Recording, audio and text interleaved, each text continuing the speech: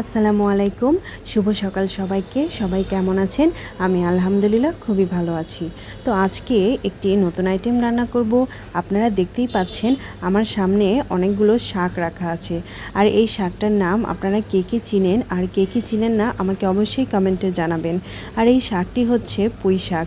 এই শাক আমাদের গ্রামের বাড়ি মানে আমার বাবার বাড়িতে এমনি হয়ে থাকে। আর আমি ঢাকাতে এই শাকগুলো অনেক টাকা দাম দিয়ে কিনে খেয়ে থাকি। এই শাকটা আমি 1 কেজি কিনেছিলাম 50 টাকা দিয়ে। এতই শাকের দাম দিন দিন বেড়ে চলছে যে খাওয়ার বাইরে চলে যাচ্ছে, মানে হাতের নাগালের বাইরে চলে যাচ্ছে।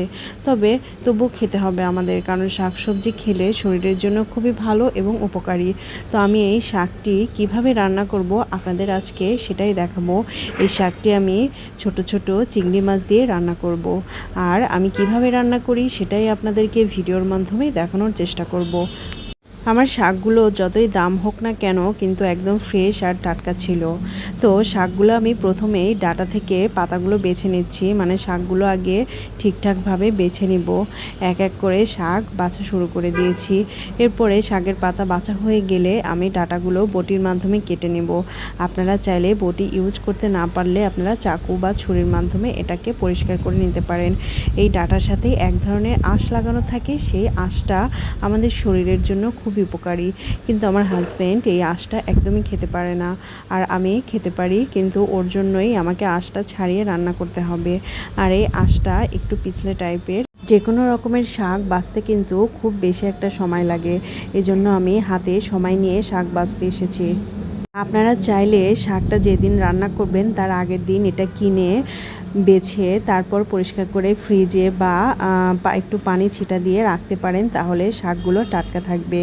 আমার ফ্রিজ আছে, এজন্য আমি শাকটা ফ্রিজেই কিনে এনে রেখেছিলাম। এখন পরের দিন রান্না করব। এখন শাকটা আমি সুন্দর করে বেছে নিচ্ছি। এই শাকটা খাওয়া কিন্তু খুবই উপকারী। এই সবুজ শাকটার আরও একটি কালার আছে, সেটা হচ্ছে লাল কালার। আমি দেখলাম শাকটা যখন কিনেছি দেখলাম যে এর মধ্যে লাল আর সবুজ ডাটা মিক্সচার করা শাক, মানে ভিটামিন আরও বেশি পাওয়া যাবে এই শাকটা থেকে। আপনারা এই শাকটা কে কীভাবে রান্না করেন বা ভাজি করে থাকেন আমাকে অবশ্যই কমেন্টে জানাবেন। আমরা এই শাকটি মসুর ডাল দিয়ে রান্না করে খেয়ে থাকি, আবার এটা ভাজি করে খেয়ে থাকি। নর্মাল যেভাবে শাক ভাজি করে খাওয়া হয় সেভাবেই করে থাকি। তো যাই হোক, আজকে আমি চিংড়ি মাছ দিয়ে শাকটা ভাজি করব। আমার শাক বাছা হয়ে গিয়েছে, ডাটাগুলোও পরিষ্কার করা হয়ে গেছে। এই যে ছোট ছোট একদম চিংড়ি, যেটা এই শাক দিয়ে ভাজি করলে খুবই মজা লাগে, আমি অনেকবার খেয়েছি। তো যাই হোক, আমি শাকটা আগে ভালো করে পরিষ্কার করে ধুয়ে নিয়েছি। আপনারা কিন্তু অবশ্যই আগে ভালো করে 2-3 বার করে ভালো করে ধুয়ে নেবেন। আমি প্রথমে কড়াইতে শাকগুলো দিয়ে একটু লবণ দিয়ে ভাপিয়ে নিচ্ছি, কারণ শাকটা আমাকে অবশ্যই আগে ভাপ দিয়ে নিতে হবে। শাকটা আমি সিদ্ধ দিতে যখন লবণটা ব্যবহার করলাম, দেখেন পানি বের হয়ে গিয়েছে, এজন্যই লবণটা ইউজ করতে হয়। আমার শাক ভাপ দেওয়া হয়ে গিয়েছে। এখন আমি কড়াইতে সামান্য পরিমাণে তেল দিলাম, এরপর একটু জিরা ফোড়ন দিলাম, এরপর দিয়ে দিলাম পেঁয়াজ কুচি, কাঁচামরিচ কুচি। জিরা ফোড়ন দিলে শাকটা খুবই ভালো লাগে, কারণ মুখে ওই জিরাটা লেগে থাকে। পেঁয়াজটা আমার লাল লাল করে ভাজা হয়ে গিয়েছে। এখন আমি এর মধ্যে সামান্য পরিমাণে পানি দিয়ে দিব। এরপর এই বাকি মশলাগুলো দিয়ে দিয়েছি। এর মধ্যে দিয়েছি একটু পেঁয়াজ বাটা, কাঁচা পেঁয়াজ তো কুচো করে দিয়েছি, তারপর একটু পেঁয়াজ বাটা দিয়েছি, রসুন বাটা দিয়েছি, জিরে বাটা দিয়েছি, দিয়ে হলুদ গুঁড়া, ধনিয়া গুঁড়ো, শুকনো মরিচের গুঁড়ো দিয়ে মশলাটা ভালোভাবে কষিয়ে নিয়েছি। এরপর চিংড়ি মাছগুলো দিয়ে দিলাম।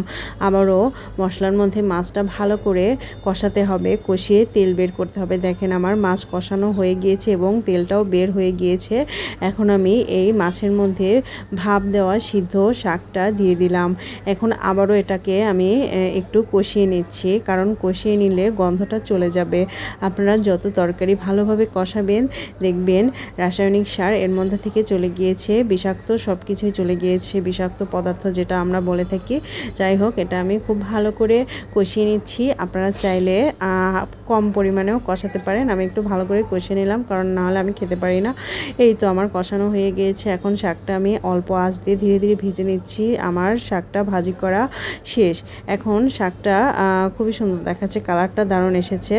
আর এরপরে আমি রুই মাছ রান্না করব। রুই মাছটা প্রথমে আমি বের করে ধুয়ে পরিষ্কার করে নিয়ে তাতে লবণ, হলুদ, ধনিয়া গুঁড়ো, শুকনো মরিচের গুঁড়ো দিয়ে মাখিয়ে ভেজে নিয়েছি। এখন কড়াইতে তেল দিয়ে পেঁয়াজ আর আলু একটু ভেজে নিলাম। এরপর বাকি মশলা দিয়ে দিলাম, আদা বাটা, রসুন বাটা, জিরে বাটা, পেঁয়াজ বাটা, হলুদ গুঁড়ো, মরিচের গুঁড়ো, ধনিয়া গুঁড়ো দিয়ে সামান্য একটু পানি দিয়ে কষিয়ে নিলাম।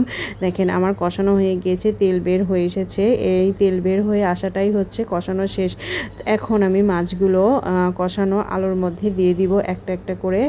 আর মাছটা আমি দেওয়ার পরে আবার একটু কষিয়ে নেব। কষিয়ে নেওয়ার পর তারপরে সামান্য পরিমাণে পানি দিয়ে দিব। এই তো আমি মাছগুলো দিয়ে দিলাম, এখন পানি দিয়ে দিলাম। পানি দেওয়া হয়ে গেছে। এখন একটু খুন্তির মাধ্যমে এটা নাড়াচাড়া করে দেবো যেন মশলাটা মাছের সাথে লেগে যায় বা ঝোলটা লেগে যায়। এই দেখেন বলক চলে এসেছে। মাছটার কালার কি দারুণ, আর তেলটা কি সুন্দর লাগছে। মাছে একটু তেল হলে ভালো হয়। তারপর আমি একটি কড়াইতে তেল দিয়ে একটু জিরা ফোড়ন দিয়েছি, তাতে পেঁয়াজ কুচি দিয়ে একটু লাল লাল করে ভেজে এর মধ্যে বাগার দিয়ে দিলাম। আপনারা চাইলে বাগার নাও দিতে পারেন। আমার হাজব্যান্ড একটু বাগার দিলে বেশি পছন্দ করে, তাই আমি ওর কথা চিন্তা করেই এর মধ্যে একটু বাগার দিয়ে দিলাম। এই তো আমার তরকারিটা প্রায় হয়ে গিয়েছে, বলক আসছে। এই তো তরকারি রান্না শেষ। এখন আমি খাবার পরিবেশন করব দুপুরের জন্য। হাজব্যান্ডকে খাবার দিয়ে আসার পর আমি আমার জন্য খাবার প্লেটে সাজিয়ে নিয়েছি। এই তো একটি বাটিতে পুঁই শাক ভাজি চিংড়ি দিয়ে, আর একটা আমি ইলিশ মাছের তরকারি নিয়েছি। এটা আমি রান্না করেছি কিন্তু ভিডিওতে দেখাইনি। আর এটা হচ্ছে রুই মাছের তরকারি, দেখতেই পেয়েছেন। তো ভিডিও কেমন লাগলো? আপনারা সবাই ভালো থাকবেন। আল্লাহ হাফেজ।